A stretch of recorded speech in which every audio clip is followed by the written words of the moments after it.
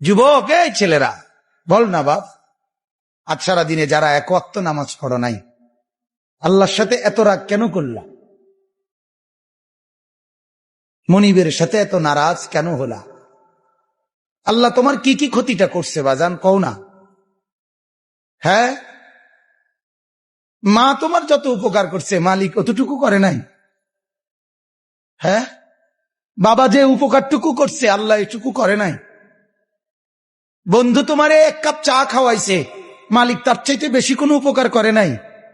আহা, হায় হায় হায়। পাপ নাই এরকম কেউ নাই, সবাই আমরা ভুল করেছি, অন্যায় করেছি, পাপ করেছি। আল্লাহর হাবিব সাল্লাল্লাহু আলাইহি ওয়াসাল্লাম বলেন, এই পাপকারীদের মধ্যে শ্রেষ্ঠ পাপী হচ্ছে ওই পাপী যেই পাপী পাপ করার পরপরই তওবা করে আওয়াজ করে পড়েন সুবহানাল্লাহ। তো একটা কথা আছে, আমি প্রায় সময় বলি, love is like a butterfly. ভালোবাসা প্রজাপতির মতো, আলতো করে ধরলে উড়ে যায়, শক্ত করে ধরলে মরে যায়, ঠিক না? আগলে রাখতে হয়।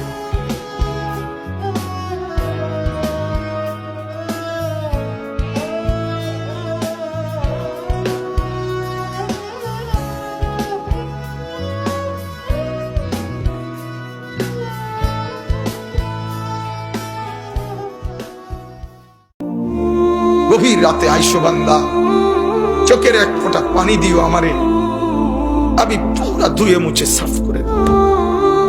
এক ফোঁটা পানি দিয়ে 90 বছর মাফ করে দেব। সাগর পানি লাগবে না, মোটরের পানি লাগবে না, এক ফোঁটা চোখের পানি, অনুতপ্ত লজ্জিত হয়ে এক ফোঁটা পানি দিও আমারে, আমি এক ফোঁটা পানি দিয়ে জিন্দেগির গুনাহ সাফ করে দেব। ভুল একটি সৌন্দর্য, যদি ভুল না হতো আমি তাহার হইতাম না, আমি যদি তাহার না হইতাম আমি আমার হইতাম না। এজন্য মাঝে মাঝে মনে হয় ভুল একটা ভয়ঙ্কর রকম সৌন্দর্য। জোর করে ভালোবাসা যায় না, আর ভালোবাসার মানুষকে জোর করতে হয়। নিজেকে বেশি অপরাধী মনে করিয়েন না। আপনি এত ভালো আল্লাহ পেয়েছেন, আপনি এত ভালো রব পেয়েছেন। বনি ইসরায়েলের একজন লোক 99 জন লোককে হত্যা করলো, তারপর সে চিন্তা করলো আমার ভালো হওয়া উচিত, ক্ষমা পাওয়া উচিত, জাহান্নামের আগুন থেকে মুক্তি পাওয়া উচিত। বাবা, আমি এই জাহান্নাম সহ্য করতে পারবো না, কিভাবে আমি জাহান্নাম থেকে বাঁচবো? তখন সে একজন জ্ঞানী লোকের খোঁজ নিল এবং জিজ্ঞেস করলো যে আমার কি ক্ষমা হবে? ওই লোকে বলল যে না না, তোমার তো ক্ষমা হবে না। একবারে তারেও মেরে কতজন পূর্ণ করলো? কিন্তু তার হৃদয়ে যন্ত্রণা কমেনি। ওই যে একটা যন্ত্রণা, কি কাজ করলে আমি ক্ষমা পেয়ে যাব, কি এমন কাজ করলে আমি আল্লাহর আযাব থেকে রক্ষা পাবো। সে আল্লাহকে প্রচন্ড ভয় পাচ্ছিল।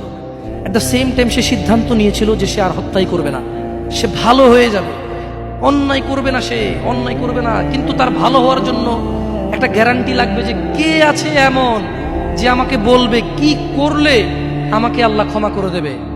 ওই লোকটা যখন মারা যায় আল্লাহ তাকে জান্নাত দিয়েছে। কেন? সে ভালো হওয়ার ইচ্ছা পোষণ করেছে। আপনিও ভালো হওয়ার ইচ্ছা পোষণ করেন, করবেন তো ইনশাআল্লাহ। আর ভালো কখন হতে হবে? কালকে? কালকে কখন থেকে ভালো হতে হবে? না, বিয়ের পরে। ভালো কখন থেকে হতে হবে?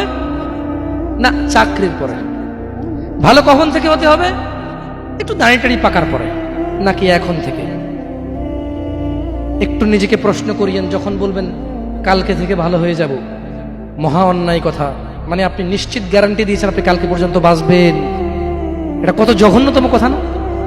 আল্লাহ আমাদেরকে বোঝার তৌফিক দান করুন। দেরি ভাইরা, طويل الشوق يبقى في اعترابي فقير في الحياة من الصحاب ومن يأمنك يا دنيا الدواهي تدوسين المصاحب في التراب وأعجب من مريدك وهو يداري بأنك في الورى أم العجاب ولولا أن لي معنى جميلا لبعت المكث فيها بالذهاب। চোখের সামনে নগ্ন মেয়েদের চলাফেরা, মেয়েরা ছেলেদের পোশাক পরে ঘুরে বেড়াচ্ছে, ছেলেরা মেয়েদের, হাইলি কনস্ট্রাক্টেড বিল্ডিংস, রিবার, ব্যাপকতা, ন্যায় অন্যায় মানদণ্ড পাচ্ছেন না, আল্লাহ পাকের হুকুম আহকাম উঠে যাচ্ছে, নামাজ পর্যন্ত উঠে যাচ্ছে, আর কি দেখার বাকি আছে আলামত? এরপরেও কিছু মানুষকে বোঝাতে হয় যে এটা শেষ জামানা চলছে।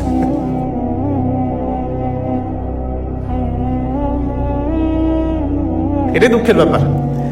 যে আপনারে 2 পয়সার দামে দেয় না, তাকে ভালোবাসা মানে আপনি নিজের ভালোবাসাকে ইনসাল্ট করেছেন। যে আপনাকে 2টা পয়সার পাত্তা দেয় না, তার পিছনে লেল করে গুড়া মানে আপনি নিজের ব্যক্তিত্বকে পানির মধ্যে ডুবাই দিয়েছেন। আর একটু জোরে বলতে হবে, ঠিক কিনা? কারণ আত্মসম্মান বোধ বলেও তো একটা কথা আছে, সেলফ রেসপেক্ট বলেও তো একটা কথা আছে। এই পৃথিবীতে যে নিজের সম্মান নিজেকে দিতে জানে না, এই সৃষ্টি কখনো তাকে মূল্যায়ন করে না, সম্মান দেয় না। কথা বলেন ঠিক কিনা? তাহলে ভালোবাসা কার জন্য? যে আপনাকে ভালোবাসবে। মায়া কার জন্য? যে আপনাকে মায়া করবে। যত্ন কার জন্য? যে আপনার যত্ন নিবে। খবর নিবেন কার? যে আপনার খবর রাখবে। কেয়ার করবেন কার? যে আপনার কেয়ার করবে। আপনি স্মরণ করবেন কাকে? যে আপনার বিপদে পাশে থাকবে, যে আপনার কষ্টে পাশে থাকবে। কথা বলেন ঠিক কিনা?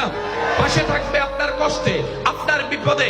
এবার আপনি যদি এই থিওরির মধ্যে ভালোবাসার ক্যাটাগরি খেয়াল করতে যান, এবার ঈমানের সাথে একটা কথা বলেন, আল্লাহর চাইতে বড় যত্নবান আর তো কেউ নাই। আল্লাহর চাইতে বড় যত্নবান আর তো কেউ নাই। আল্লাহর চাইতে বড় রহম করনেওয়ালা আর তো কেউ নাই।